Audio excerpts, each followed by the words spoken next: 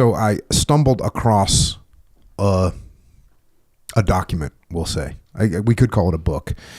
And this document is called the Hunn-Beating Proverb Book, which the title out of the gate caught my attention.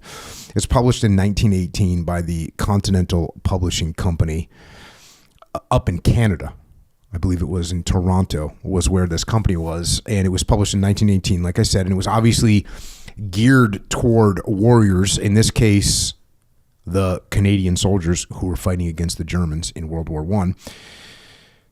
And the primary reason that the Germans were called Huns, have you heard the Germans called Huns before? Yes. Yeah. Okay, so it's the actual Huns themselves were an ancient nomadic people that lived in Central Asia, the Caucasus, and Eastern Europe in the 4th and 5th centuries. And there's probably one Hun there's probably only one Hun that you've heard of, and that's Attila the Hun. But they're not that associated, like, okay, Eastern Europe and Central Asia and the Caucasus, that's not Germany. So why are we calling the Germans Huns? Well, it's because there was a speech that was given 27 July 1900 in Bremerhaven by Wilhelm II. And this was as the German soldiers were going and being sent off to China to put down the Boxer Rebellion. This is what he said. He said, if you come before the enemy, he will be defeated. No quarter will be given. Prisoners will not be taken. Whoever falls into your hands is forfeited.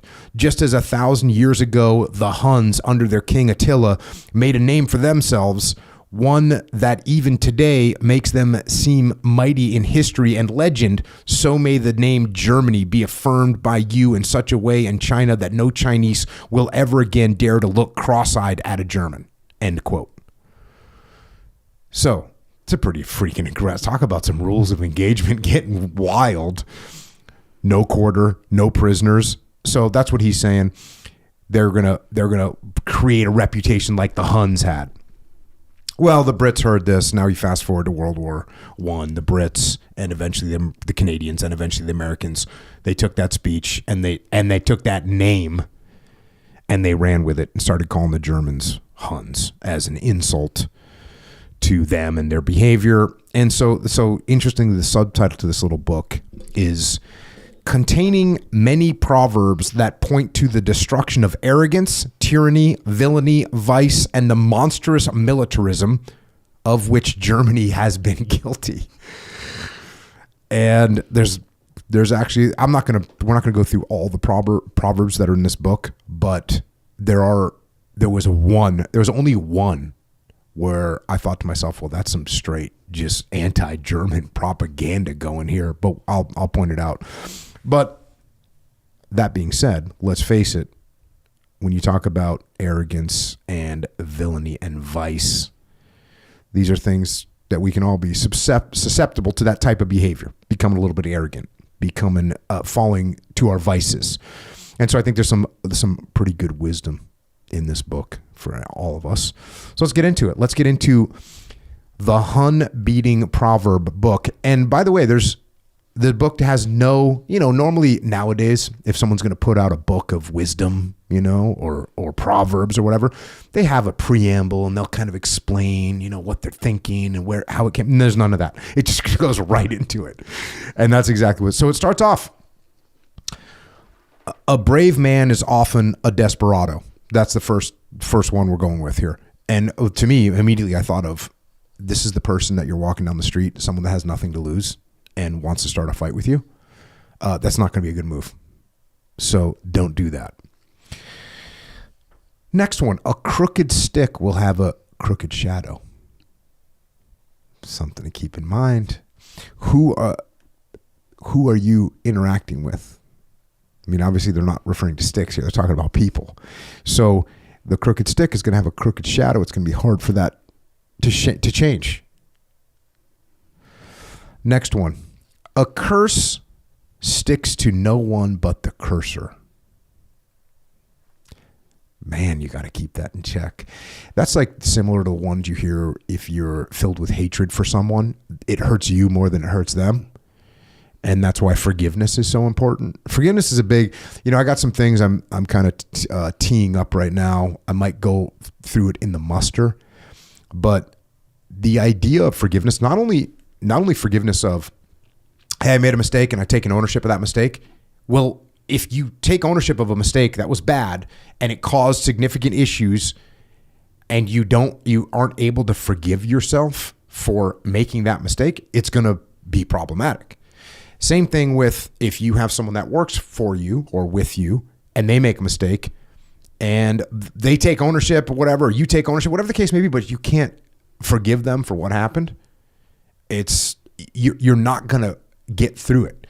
Same thing with relationships. Like if your kids do something that you didn't want them to do or they shouldn't have done and you can't truly forgive them, it's not going to work. If you're married and your wife or husband does something that you can't truly forgive them for.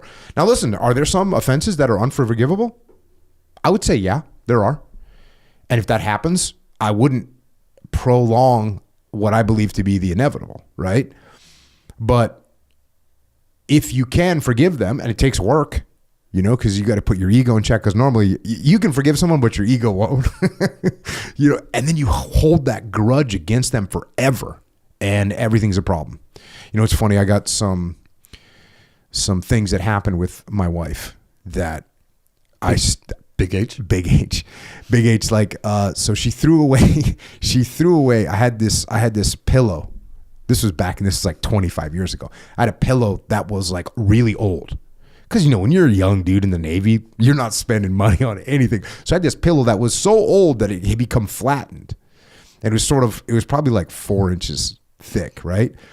But I would like take it when I was sleeping, and like between my legs, like so my legs aren't like on each other sweating. I put it there, whatever. It just was like a little, like, let's face it was a little bit of a lucky pillow. Well, I came home one day, that thing was gone. I probably had that pillow for 10 years, something like that. Kind of like this old futon, back in the day, you weren't getting a bed. There wasn't no mattress firm or a place that was going to deliver me. You're just going to get a futon from a, yard sale somewhere. So I had this pillow. She threw it away. And I still bring it up. Yeah, we laugh about it. I had a couple tank tops, and they were old. They were like from bars overseas, kind of stained with Guinness and whatever, just gnarly old, but had a lot of good memories in them. And one day I came home, those were gone. So now what do I have to do? Can I hold that grudge for, what's it been now, 28 years? Sure, I can hold it. And we have fun with it. But imagine if you couldn't like truly forgive. If there's some offense, like I can forgive my wife that she threw away some of my prized possessions, which probably had a total accumulated value of like $20. But if you can't overcome that, if something happens that's unforgivable, it's going to be problematic. And things are going to come up, man. They're going to come up. And so that's with relationships that you have, but then also with yourself. Like if you're going to make mistakes in life, you're going to do things that you shouldn't have done. And when that happens, you take ownership of them, of course. But just like I talk about when, if someone close to you dies, like remember, don't dwell. You have to do the same thing with mistakes that you made. Remember, don't dwell. Yep. I made that mistake. It was bad. Here are the consequences.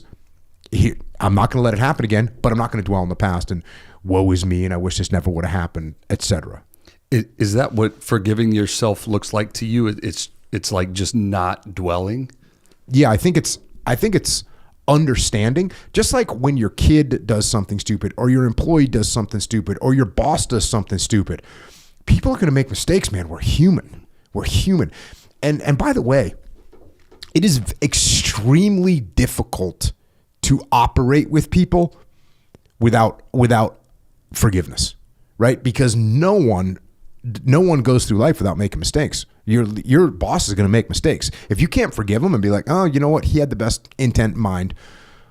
I get it. Or maybe, hey, he had a bad intent in mind and he got busted and now we all see it and he's asking for forgiveness or apologizing or owning it. And okay, cool. And that might take a little longer than an honest mistake. Like when someone has bad intent, it's much more difficult to forgive them, right? When someone is intentionally doing something that is wrong, it's not happening. Like it's going to be very difficult, much more difficult to forgive.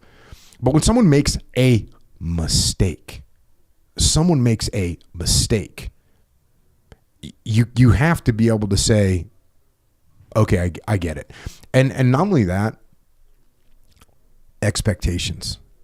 Like if I put such high expectations on other people and they're not meeting them, or even whatever expectations I put on them, you can't expect people to always be perfect. And basically a lot of times, like you can't expect an A+ from people. A lot of times you got to expect kind of like a C or maybe like a B-. You know what I mean? And if everyone that gets a B- you can't work with and you can't deal with, it's going to be really difficult for you to go through life.